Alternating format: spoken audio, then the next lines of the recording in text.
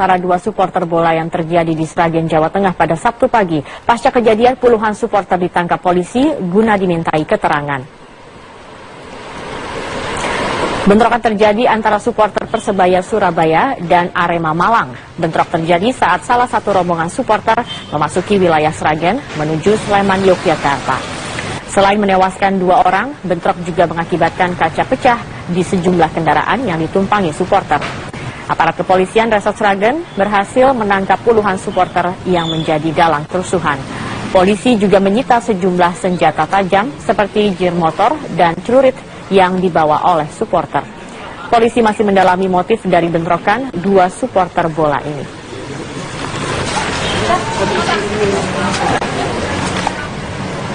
Sebuah truk bermuatan kaca terguling di kilometer 1 di tol Jagorawi, Jakarta Timur pada Sabtu pagi. Dan sebelumnya truk terlibat kecelakaan dengan truk trailer di tol Jagorawi arah Cawang menuju Bogor. Sejumlah pecahan kaca berserakan akibat truk terguling di tol Jagorawi, Jakarta Timur. Truk bermuatan kaca ini terguling akibat tertabrak sebuah truk trailer dari arah belakang. Diduga rem pada truk trailer blong dan tidak dapat berfungsi. Aparat kepolisian dan petugas jasa marga yang tiba di lokasi langsung memindahkan bangkai truk dan pecahan kaca yang berserakan. Sejumlah kendaraan terpaksa menurunkan kecepatan akibat pecahan kaca yang memenuhi setengah badan jalan.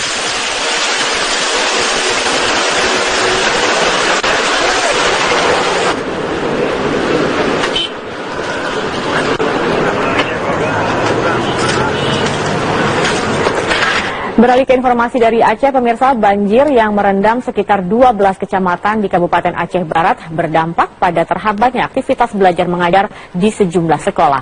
Salah satu yang terkena dampak terparah adalah SMP Negeri 1 Woyla Timur. Para siswa terpaksa harus libur belajar karena sekolah mereka terendam banjir hingga lebih dari 2 meter. Sebagian besar peralatan sekolah dan buku-buku rusak karena terendam banjir. Selain itu, ratusan siswa gagal mengikuti ujian akhir semester yang seharusnya berlangsung pada minggu lalu. Hal ini membuat jadwal ujian siswa terpaksa diundur hingga minggu depan. Banjir yang melanda sejak Sabtu lalu di kawasan Woyla Timur, Kabupaten Aceh ini membuat sejumlah sekolah lainnya di Aceh Barat belum bisa beraktivitas normal.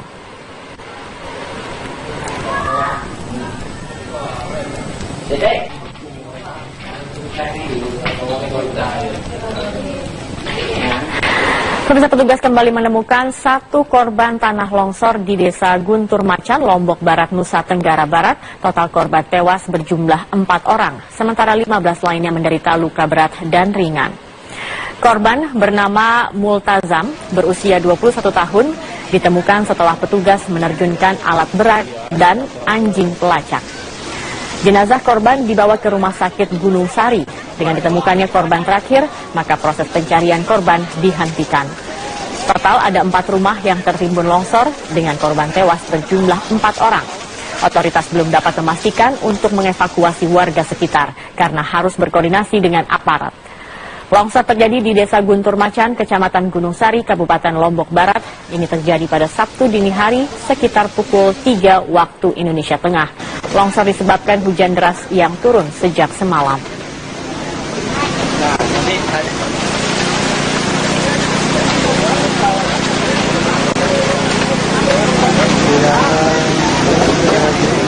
Pemirsa, sopir Metro Mini di sejumlah lokasi di Jakarta menggelar aksi mogok beroperasi. Aksi ini sebagai solidaritas atas dikandangkannya sejumlah Metro Mini dalam beberapa razia, imbas dari maraknya kecelakaan yang terjadi. Aksi mogok sopir Metro Mini salah satunya dilakukan di kawasan perempatan Fatmawati, Cilandak, Jakarta Selatan.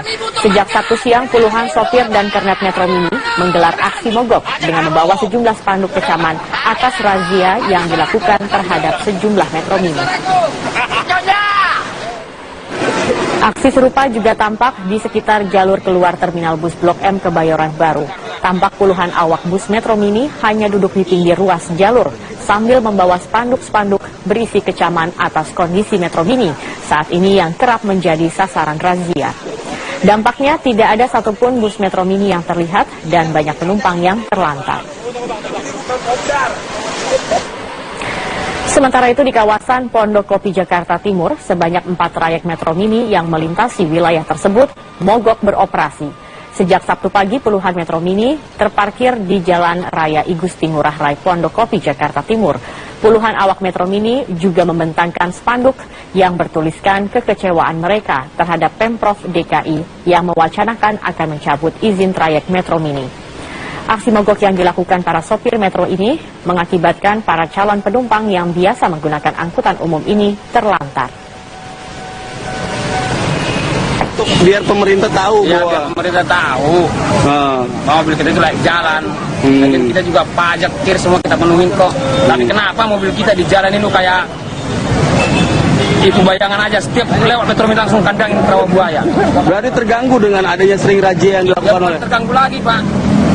Apa sebenarnya salah kita? Pajak kita bayar, kir ke Pulau Gadung, izin lagi juga hidup. Kenapa kita masih narik kayak maling-malingan?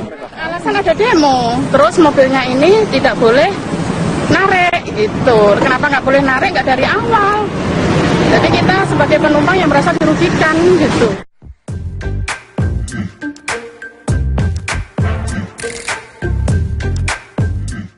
Polisi kembali menggeledah 12 blok lapas untuk keempat kalinya guna mencari kemungkinan adanya bunker lain setelah penemuan bunker sedalam 30 cm yang digunakan untuk menyimpan senjata.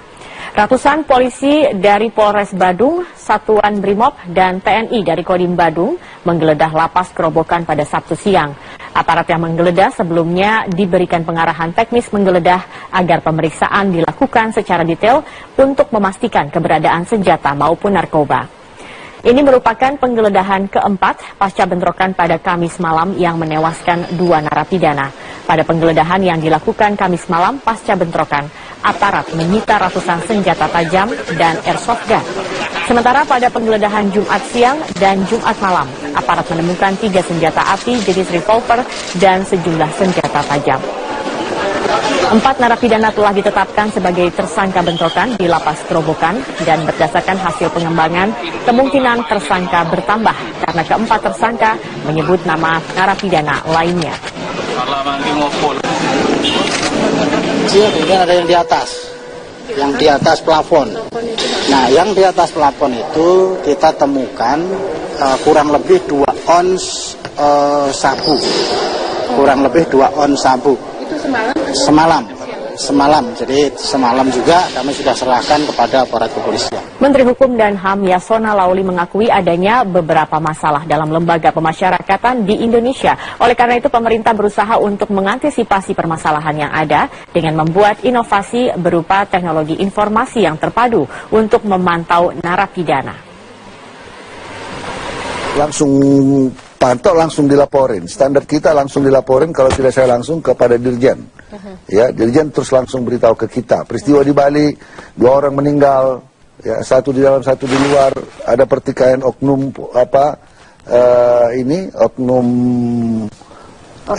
ormas, ya, Baladika dan Laskar Bali. Ini sebetulnya persoalan yang sudah lama. Persoalan ini juga ormas di luar. Ada yang masuk sama-sama ada napinya di dalam. Terjadi perkelahian antar 2 ormas. Mana lagi sekarang kondisi lapas kita over kapasitas. Nah, ini juga memudahkan. Dengan ada CCTV, orang kan lebih mudah kita melihat siapa yang bersalah. Dengan CCTV bisa terus langsung memantau keadaan itu. Kalau pada gilirannya terjadi pertengkaran seperti itu, kita dengan mudah, dengan teknologi informasi kita dengan mudah bisa mencari siapa yang salah. Jadi rekaman itu semua ada sama kita. Dan kita bisa akses dalam pengawasan lembaga pemasyarakatan. Salah satu terobosan kita harus pakai CCTV. CCTV itu dengan adanya CCTV di lapas seperti ini sekarang misalnya, tinggal kita koneksi kemari. Saya mau misalnya lihat kondisi di Cipinang seperti apa, ya, Nusa Kambangan seperti apa. Ini termasuk pengawasan pimpinan pada tingkat lapangannya. Kerusuhan berdarah yang menewaskan 2 napi di Lapas Kerobokan Bali 2 hari lalu bukanlah yang pertama kali terjadi. Pada November 2011, Lapas Kerobokan bahkan terbakar akibat bentrok antar napi. Meski demikian, kondisi lapas kini berangsur normal. Situasi di Lapas Kerobokan Denpasar, Bali semakin kondusif pasca bentrokan Kamis petang yang mengakibatkan 2 orang napi tewas dan 2 lainnya terluka. Situasi pengamanan di sekitar lapas pun sudah mulai kembali normal. Hingga kini, semua napi sudah beraktivitas normal pasca pemindahan 110 napi yang terlibat bentrok pada Kamis petang kemarin. Penjagaan polisi di depan lapas pun tidak seketat kejadian kemarin karena para napi pemicu bentrok sudah dipindahkan ke 5 rutan yang ada di Bali untuk menghindari bentrokan susulan. Kepala Lapas Kerobokan, Sunarto, juga siap dicopot pasca kejadian ini. Namun Sunarto berjanji akan membenahi kembali lapas karena baru 2 bulan bertugas di Lapas Kerobokan Denpasar. Di dalam sudah aman, kondusif, terkendali. Ada kerusakan tidak? Tidak ada. Jadi fasilitas kantor, fasilitas hunian tidak ada yang rusak sama sekali. Tahun 2011 kerusuhan antar napi melanda Lapas Kerobokan. Sebanyak 8 unit sarana dan prasarana lapas mengalami kerusakan berat. Kementerian Hukum dan HAM saat itu menaksir kerugian mencapai 3 miliar rupiah. Hampir seluruh bangunan dan fasilitas di dalam Lapas Kerobokan rusak parah. Kerusuhan massal terjadi saat petugas Badan Narkotika Nasional BNN hendak menangkap narapidana bernama Agus Riyadi, mantan anggota Densus 88 yang menjadi bandar narkoba. Kedatangan petugas BNN memancing kemarahan narapidana lain sebagai bentuk solidaritas dan melakukan tindak anarkistis. Dari Bali, Saifullah, Metro TV. Dan pemirsa, untuk mengetahui bagaimana situasi pasca terjadinya bentrok di Lapas Kerobokan Denpasar, Bali, kita langsung saja berbincang dengan Kapolda Bali. Sudah bergabung bersama kami melalui sambungan telepon Irjen Polisi Sugeng Priyanto. Selamat sore, Pak Sugeng. Selamat sore, Mbak. Ya, pertama-tama saya ingin tahu, Pak Sugeng, pasca bentrokan seperti apa kondisi terkini di Lapas Kerobokan? Saya informasikan bahwa situasi di Lapas Kerobokan maupun di Denpasar pada umumnya saat ini sudah kondusif, ya, terkendali dan masyarakat beraktivitas seperti biasa. Oke. Kemudian kemarin ini polisi ikut juga memeriksa lapas. Apakah ada temuan baru yang ditemukan oleh kepolisian di sana? Ya, jadi sejak kejadian Kamis sore, malam, kemudian sampai dengan hari ini, selama 3 hari berturut-turut, Polda Bali melaksanakan razia di dalam lapas, tentu saja bersama-sama dengan stakeholder terkait, dan hasil daripada razia tersebut, seluruhnya kalau dapat saya laporkan secara singkat, ada ditemukan 239 senjata tajam, 5 pucuk senjata api, 112 butir peluru, kemudian juga ada alat narkotika, ada bom 70 buah, kemudian juga ditemukan sabu-sabu, ganja, ekstasi, HP 129 buah, dan lain-lain. Masih banyak lagi, Pak. Ini semuanya milik narapidana? Ya, itu ditemukan di berbagai tempat di dalam lapas. Baik. Baik, apakah juga sudah diselidiki lebih lanjut, terutama untuk kepala lapas maupun juga ya, pegawai lainnya? Mengapa benda-benda ini juga bisa masuk ke dalam lapas ini?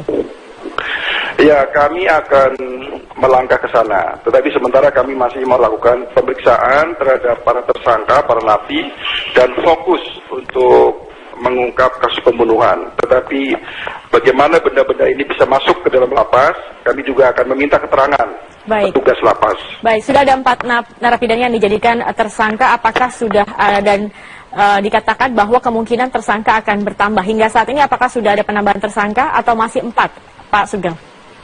Sementara masih 4, Mbak, tetapi sangat mungkin jumlah tersangka ini akan bertambah karena kami juga masih melakukan pengembangan terhadap kasus tersebut. Kemudian bagaimana dengan bentrokan yang terjadi di hari yang sama di Jalan Teguh Umar, Denpasar? Apakah sudah ada tersangka juga dalam bentrokan tersebut? Jadi mengenai 2 korban yang di Teguh Umar, itu kan kejadiannya di luar lapas ya, sudah cukup jauh dari lapas, dan itu tersangkanya belum tertangkap dan masih dalam penyelidikan kami. Baik, untuk kondisi keamanan di dalam lapas sendiri, Pak Sugeng, seperti apa saat ini kondisi keamanan untuk di dalam lapas, dan apakah ada ancaman bentrokan susulan seperti itu? Saat ini kondisinya sudah kondusif, dan mereka yang terlibat kerusuhan pada malam itu 110-an lebih orang, sudah kita evakuasi, kita pindahkan ke lapas-lapas terdekat di sekitar Denpasar. Jadi mudah-mudahan tidak akan terjadi lagi. Baik, penjagaannya sendiri seperti apa dari kepolisian untuk di dalam lapas? Ya, kita tidak di dalam lapas. Kami membackup penjagaan di luar lapas, tetapi kekuatan kami sesuaikan dengan eskalasi. Karena sekarang sudah mulai membaik, kekuatan kami kurangi.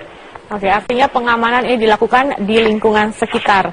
Berapa banyak personel yang diterjunkan untuk mengamankan? Kami sesuaikan dengan situasi di masing-masing lapas, Pak, karena tidak sama. Baik, ini bagaimana dengan dampak dari bentrokan yang terjadi pada Kamis kemarin terhadap khususnya sektor pariwisata? Pak Sugeng, ini Bali kan sebagai salah satu sektor pariwisata yang tertinggi seperti itu. Bagaimana dampaknya? Ya, tentu sangat terasa ya. Jadi hari Kamis malam itu memang suasana sedikit menakutkan sehingga orang tidak berani keluar, toko-toko juga sekaligus waktu itu langsung pada tutup. Tetapi saya amati hari ini sudah normal kembali. Adakah penjagaan khusus yang diterjunkan oleh pihak kepolisian untuk menjaga sektor-sektor pariwisata ini? Semua tujuan wisata di Denpasar, Bali dan sekitarnya kami perkuat dengan patroli, juga posting-posting anggota kita bertambah. Baik, langkah selanjutnya ini pemeriksaan sedang berjalan, kemudian juga lapas ini terus juga dirazia seperti itu atau diperiksa. Langkah selanjutnya dari pihak kepolisian terkait dengan kasus ini apa, Pak Sugeng? Langkah berikutnya, mereka yang terlibat dalam kasus kerusuhan di lapas tentu akan kita proses sesuai dengan prosedur hukum yang berlaku. Kemudian upaya-upaya pencegahan ke depan sudah kita lakukan. Kedua ormas yang bertikai sudah kami kumpulkan, membuat kesepakatan damai, kemudian berjanji tidak akan mengulang kembali di masa depan. Oke, baik. Terima kasih Pak Sugeng. Artinya saat ini narapidana sudah 4 yang dijadikan tersangka dan kemungkinan masih akan bertambah sesuai dengan penyidikan yang sedang berlangsung dan juga nanti akan didalami masalah senjata api dan senjata tajam dan lain-lain ditemukan dalam lapas. Terima kasih Irjen Polisi Sugeng Priyanto, Kapolda Bali sudah bergabung bersama kami di Metro Hari.